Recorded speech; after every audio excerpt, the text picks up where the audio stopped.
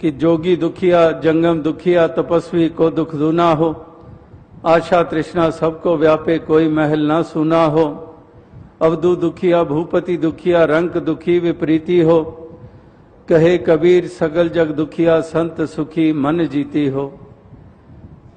कि हर प्रकार से गिनवा दिए और आखिर संत का जिक्र कर दिया कि संत सुखी मन जीती हो। बाकी जो पहले प्रकार के गिनवाए, जोगी दुखिया जंगम दुखिया तपस्वी को दुख ना हो, आशा तृष्णा सबको व्यापे कोई महल ना सुना हो, कि आशाएं तृष्णाएं महलों में भी व्याप्त हैं और हर जगह पर हैं, और इसीलिए वो सुख से वंचित रहते हैं, असली सुख जिसको हम कहते हैं।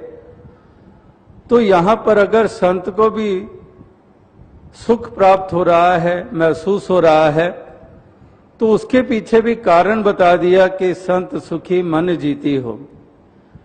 कि एक मन को जीत लिया, और मन ऐसा कोई है नहीं कि बड़ा आसानी से इस पे विजय हासिल की जा सके। इसके लिए एक ऐसी ताकत की जरूरत होती है, और वो ताकत इस निराकार दातार के सुमिरन और इसको अपनाए बगैर, महापुरुषों की मति को अपनाए बगैर ये ताकत हासिल होती नहीं है।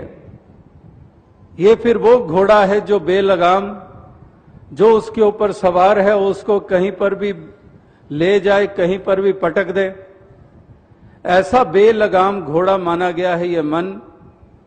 कहीं पर इसको बंदर की न्याय भी माना गया है।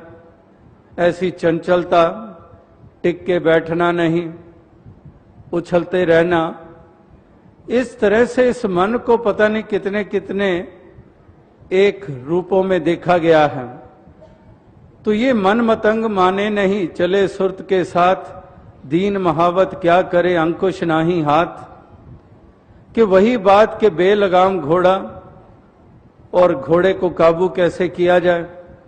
मन मतंग, ये मन हाथी के समान और अंकुश है नहीं, तो ये हाथी भी, ये भी बेकाबू, ये भी पता नहीं कितनों को कुचलेगा, और वो बेलगाम घोड़ा भी लगाम है नहीं, वो भी पता नहीं झाड़ियों में भगाकर सवार को ले जाएगा, छलनी छलनी करवा देगा, या फिर अपनी टांगे जैसे घोड़ा उठा देता है अगली, और उस पर बैठा हुआ वो तो गिरेगा ही, क्योंकि लगाम भी नहीं है, किसको पकड़े, किससे अपने आप को संभाले।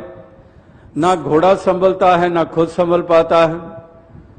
तो इस प्रकार से ये मन मतंग माने नहीं, चले सुरत के साथ, दीन महावत क्या करे अंकुश नाही हाथ।